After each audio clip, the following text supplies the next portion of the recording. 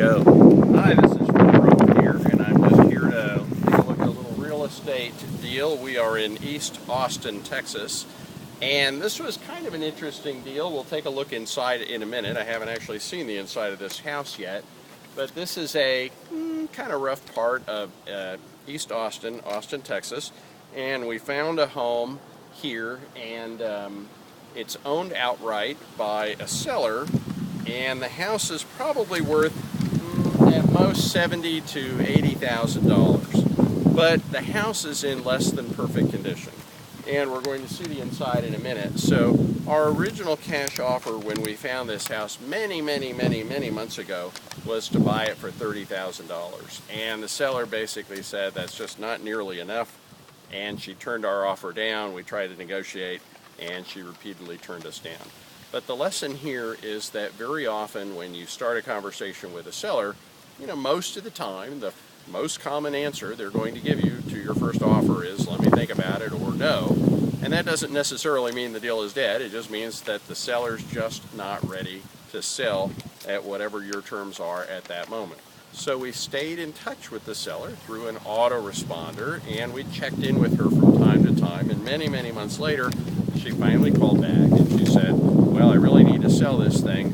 What can we do? Well, we offered her the $30,000 again. She turned us down again. She said, is there anything else that we can do to sell this home?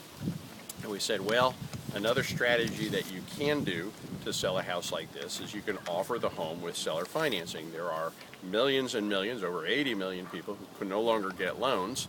And if you sell a house with owner financing, it will sell faster and it will sell for a premium price. So this house might sell for as much as $80,000 if you find a tenant with the inability to get a loan who wants to buy a house with a loan. And that's not totally uncommon in this marketplace.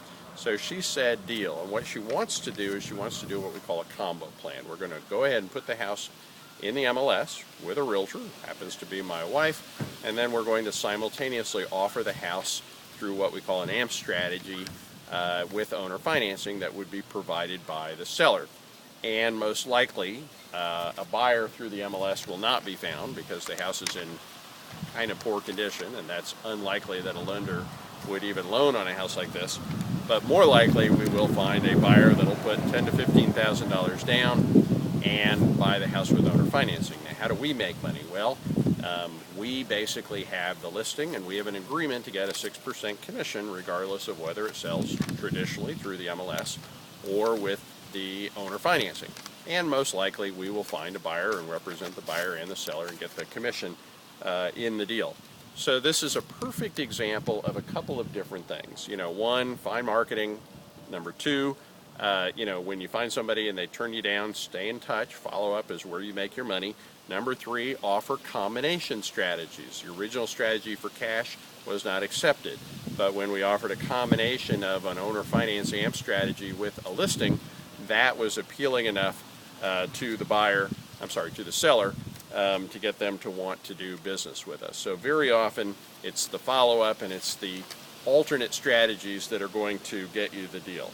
So that in a nutshell is the deal. Let's take a quick look inside and see what things look like inside.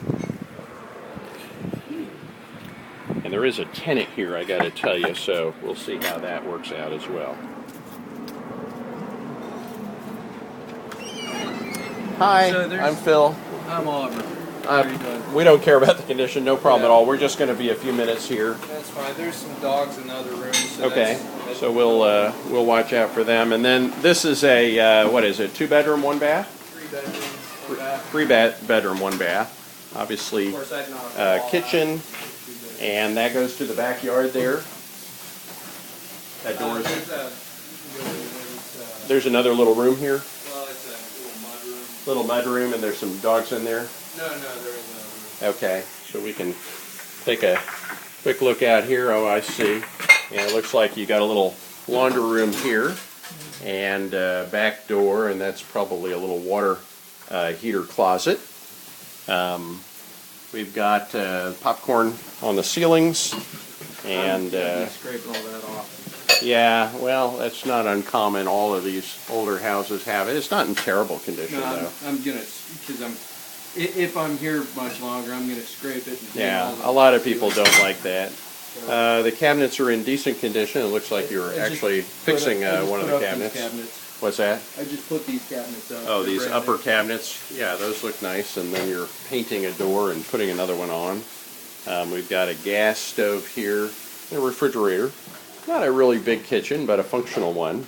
We've got a living room here, and again, popcorn on the ceilings. Fairly simple light fixtures. Teeny tiny hall closet here, and going down the hall, I would guess this is a bathroom. Yes, it is.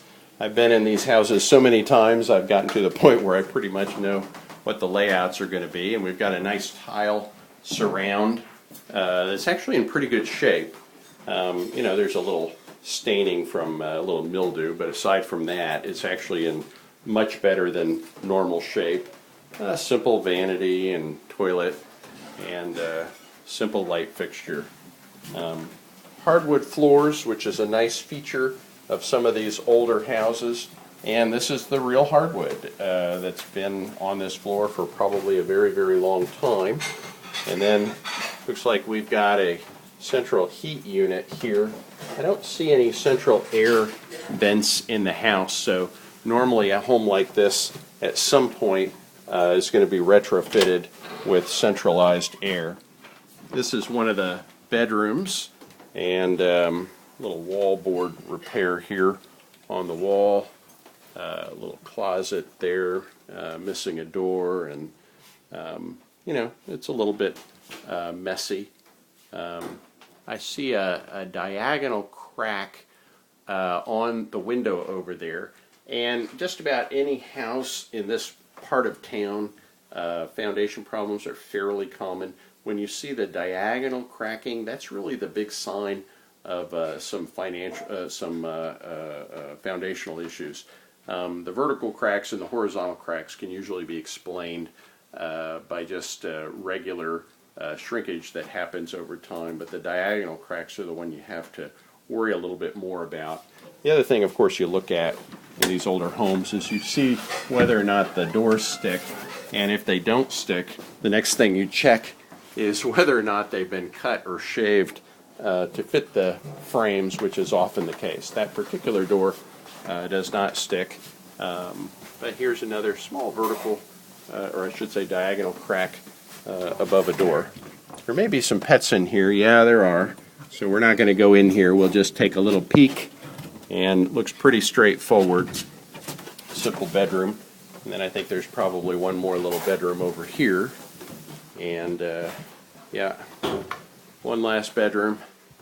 You know, some wallboard repair, and a little bit of cracking on the ceiling. But overall, I would rate the condition of this home at fair. It's not in terrible condition. It's got nice wood floors. It's a little bit messy. And the fixtures are old, but they're not bad condition at all. So I would rate this home in the condition of fair. That's probably it. We'll go outside and take some more notes, but for the time being, I'm Phil Grove, signing out. Thanks, guys.